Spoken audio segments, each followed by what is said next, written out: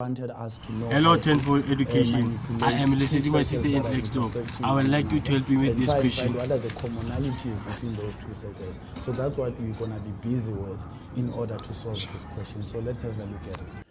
So the question says, in the diagram below, two circles are drawn with center D.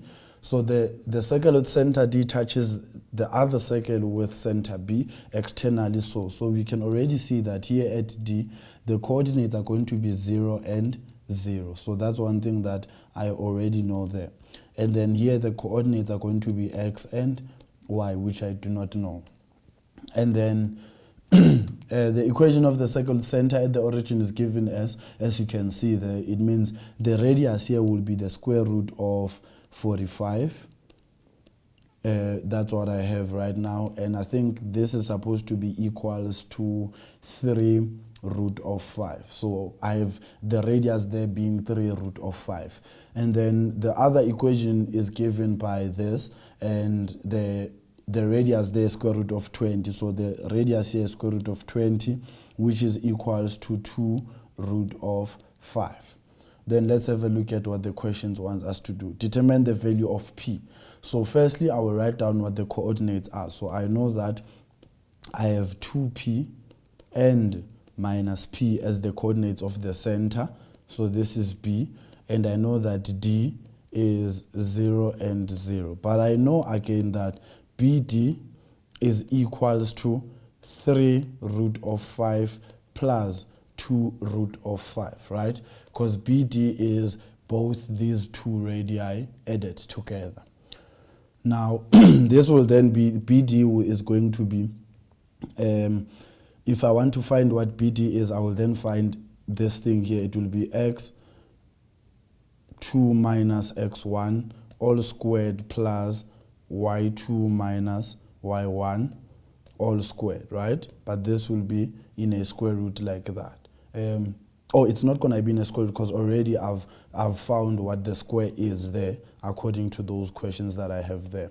And then this must be equals to 5 root of 5. So x2, I will treat it as these are my 2's and these are my 1's, right? So x2 will then be the 2p minus 0 all squared plus y2 will be minus p minus 0 all squared is equals to 5 root of 5. And then this is going to be 4p squared, and that's going to be plus p squared is equals to 5 root of 5.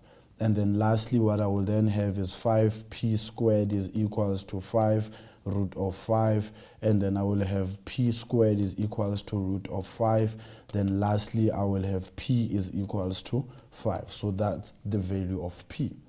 Now, the last question now is prove that the radius of the circle having that equation can never exceed the root of 13 for any value of theta. So firstly, what you need to do with this question is find the radius of this equation that we are given, and then also make it less than root of 13 and then solve to find what the theta is for every time when the radius of this circle does not exceed the square root of 13. So that's the first thing. Find the radius, make it less than root of 13, and then find theta. So let's have a look at what I'm saying.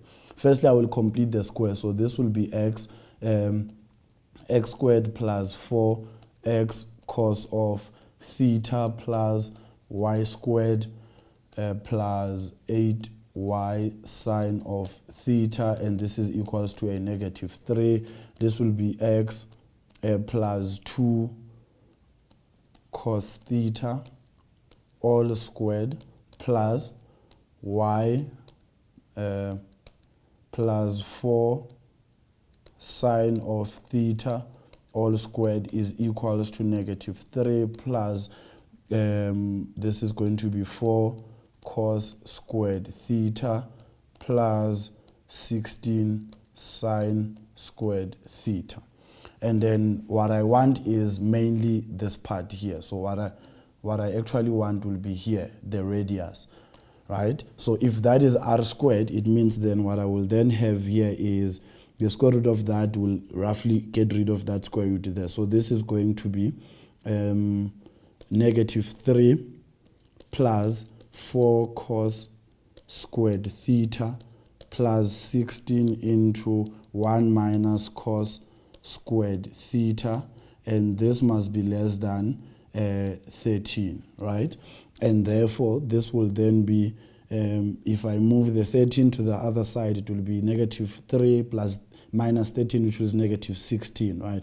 So I've got 4 cos squared theta plus 16 minus, what I have here is cos 16 cos squared theta less than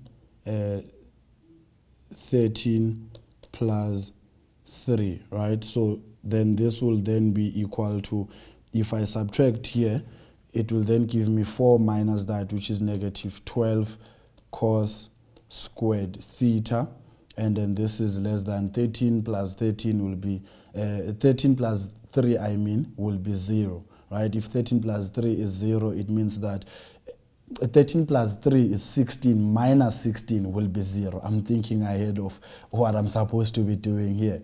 And then lastly, I'll have cos squared theta being less than 0, because I'm going to divide, or greater than 0. I'm going to divide both sides by the negative 12. So that would then mean that my theta will actually be equals to 90 degrees.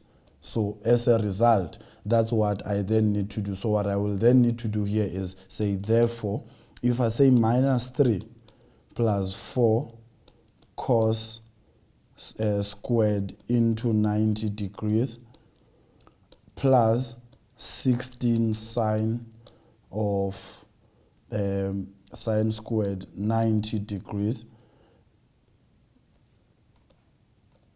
this will be equals to negative 3 plus 0, because that's going to be 0 here, and then that will be plus 16, which is equals to a 13. So that's what I have there. So what I wanted you guys to do is find the radius, make it less than 13, and then solve for theta, and then substitute the theta to prove that it is indeed less than the root of 13, which is the same as 13. Guys, I hope you guys have been enjoying this analytical geometry. Remember, this week we are mainly about revision. So it's hashtag get that distinction. Tell your friends to also tune in tomorrow if they were not live with us today. Tell them to go to the app. The app has an amazing option where you can go in and tune in on the live stream with us from 5 to 6 p.m. And also, guys, a very big shout out to Liberty for sponsoring us. You know, without Liberty, we would definitely not be here. And I, Siyabonga Khumalo, I say to you, cheers. We'll see you guys tomorrow.